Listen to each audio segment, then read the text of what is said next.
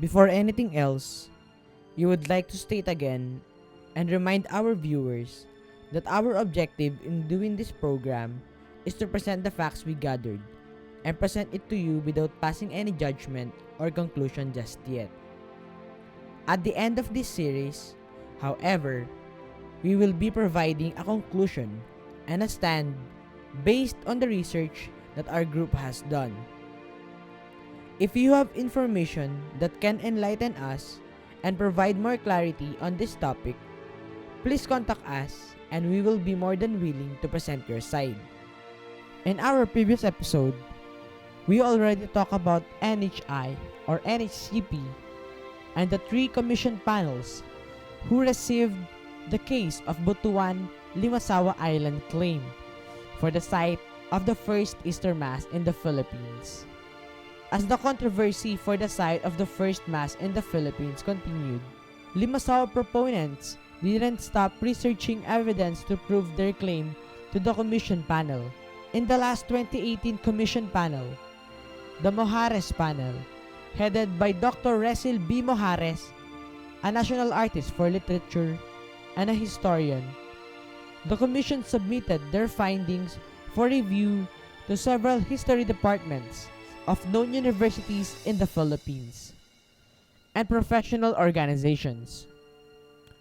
They all concurred with the findings of the panel and found the same acceptable and done scholarly following the rigors of discipline.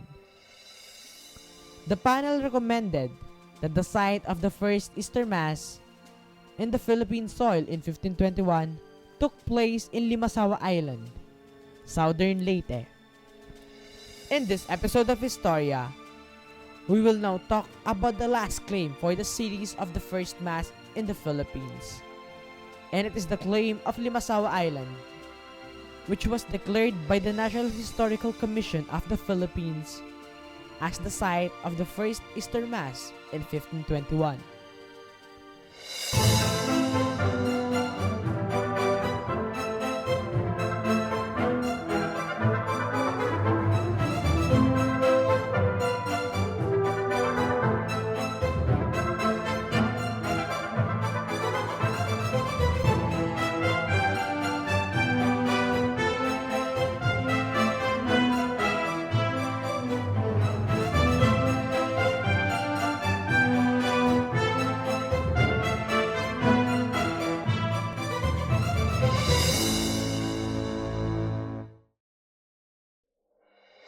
Hey, what's up? I'm Mark Pangilinan, your kulit traveler from Limang Siglo, and welcome to Historia, Story Within History. In this series, you will hear the stories of every place we visit. Let's explore, enhance our knowledge, but more importantly, enjoy, while deepening our understanding of our history.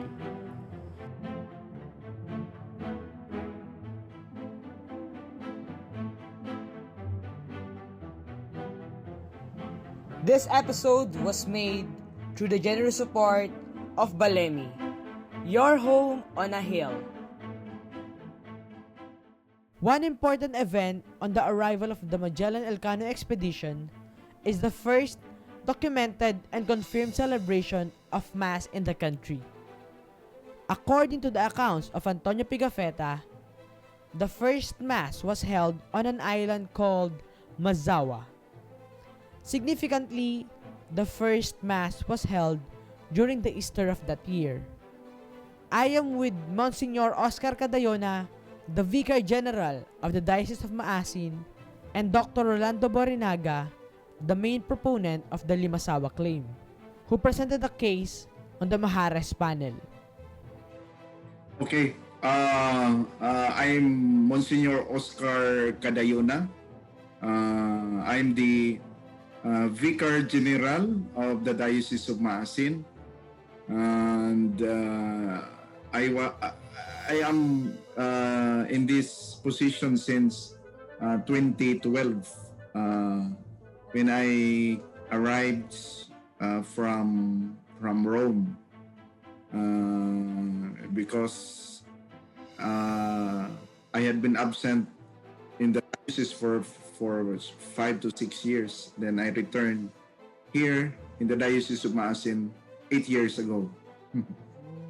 Okay, I'm Professor Rolando Borinaga of the School of Health Sciences, University of the Philippines, are in Palo, Leyte. According to Dr. Barinaga, the previous name of Limasawa was Masawa, prior to the Spanish contact until the year 1602. After 1600s, there were already confusions regarding the name of the island. That's because there was always this this debate about Masao in Butuan and Limasawa in Leyte, so they had basically the same two syllables are the same. So in my presentation before the Mojares panel, what I just did was to provide evidence, primary evidence that Limasawa, the old name of Limasawa was Masawa from at least previous to the Spanish contact until the year 1602. After 1600s, nagkagulo na. Then there were already some confusion because they no longer knew what was the name. Because at that time, two Jesuits published. One was Limasawa, the other was Limasawa. And when Father Murillo Velarde published his first map of the Philippines, 1734 map of the Philippines, he chose the term Limasawa to refer to that place in southern Leyte, which was formerly named as Masawa and as the site of the first Easter Sunday Mass in 1521. Dr. Barinaga told us his experience on researching primary documents that can help strengthen their claim for the site of the first Mass in the country. Based on Dr. Barinaga's presentation, the proclamation of Butuan as the site of the first Mass was in the first few pages, and this proclamation led CBCP to conduct their own investigation regarding the first Mass. The beginnings of CBCP, or Catholic Bishops' Conference of the Philippines, may be traced back to February 15, 1945, when the Most Reverend William Piani, D.D., Apostolic Delegate to the Philippines, created the Catholic Welfare Organization to meet the war emergency. Because of this, the Limasawa Proponents also conducted additional research about their claim that they submitted to the Mojares Panel, where Dr. Barinaga presented his claim. One important point in his presentation is the clarification of the location of the site of the first Mass. Based on his research, the actual site is situated in Barangay Triana on the western side of the island, and not Barangay Magallanes on the eastern side, where a shrine of the first Mass is now located.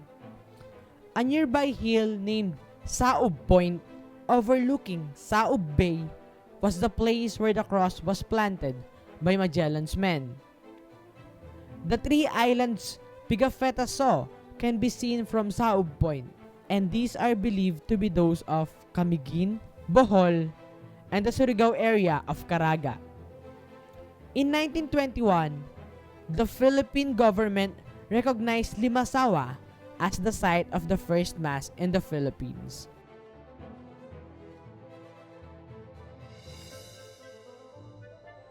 I came across some notes of the previous controversy, especially as early the previous century, about the Limasawa, supporting Limasawa as the site of the first Mass as against the claim from Butuan.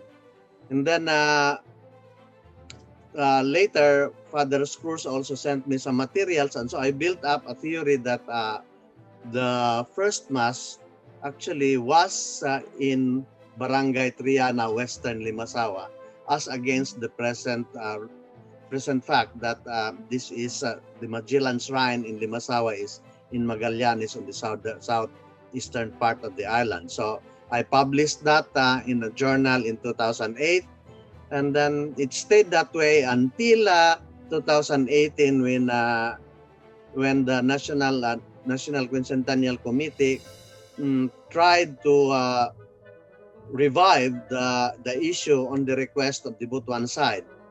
And so the Mojares Panel was created in 2018, and there were hearings conducted for the purpose. The Butuan side had 2 or 3 hearings, and I was afforded one hearing, and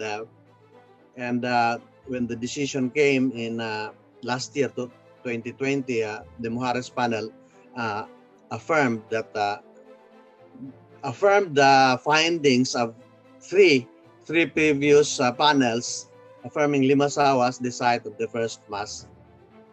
first Easter Sunday Mass in 1521, on March 31, 1521. The most recent panel was created by the National Historical Commission of the Philippines to resolve the issue of the first Mass, in preparation for the 500-year anniversary of the first Mass in the country. That was headed by Dr. Resil Muharras in 2018. According to Monsignor Cadayona, the issue regarding the first Mass was stressful for them, especially since there are commissions looking deeply to the claims of Limasawa and Butuan as the site of the Mass. It was really stressful in the sense that there were already 4 commissions looking into the veracity of the claim on our part that it was really Limasawa as the site of the first Easter Mass in 1521. There was a commission on the part of the National Historical Commission of the Philippines, or Institute at the time, in 1980, because proponents of Butuan would like to reopen the case. Then 1995, another commission, because the Butuan proponents again insisted. And then in 2008, another commission being opened, and the latest commission opened to put the issue at rest, or to finally close the issue on the site of the first Easter Mass in Limasawa last year, 2020. And there it was decided really that Limasawa, because the Butuan proponents were asked to present new evidences that it is not Limasawa but Butuan, but they could not present new evidence. So the conclusion, the finding of the commission, it's really Limasawa. No, they could not dismantle the arguments in favor of Limasawa. It was stressful because we were preparing for the 500 year, and how could we prepare when there were doubts whether our site is really the real site, no? So that is the source of stress on our part. In our next episode, we will continue the claim of Limasawa as the site of the first Mass in the country, together with Dr. Borinaga, the only proponent from Limasawa that was considered by the Mojares Panel, and Monsignor Oscar Cadayona, the Vicar General of the Diocese of Maasin. We are done with 4 claims as the site of the first Mass in the country. The celebration of a Mass by Blessed Odorico on Santiago Island, off the coast of Bolinao, Pangasinan. The claim of Limasawa Island, Homonhon Island, and Butuan. Let me know what you think about this episode. You can comment on our YouTube channel, or tweet your reaction and tag us at Limang Siglo. If you want to check our previous episodes, don't forget to click the I button on the upper right corner of the video. Historia playlist will be linked on the description box below. Time flies so fast, but every minute is a story. Thank you for watching this episode. I'm your kulit traveler, Mark Pangilinan. Our national hero Jose Rizal once said, "He who does not know how to look back at where he came from will never get to his destination." See you again next week, and this is Historia, story within history. This episode was made through the generous support of Balemi, your home on a hill, located at Sitio Centro, Barangay Balanti, Tarlac City. For inquiries and reservation, please contact Myra Salvosa at 0998-5543-130 or email them at bale.me.farms@gmail.com. Here at Historia, we don't have a monopoly in knowledge, talent, and information. If you would like to be one of our council of consultants, we would be more than willing to discuss it with you. Just email us at mark@limangsiglo.org or message us on Limang Siglo Facebook page.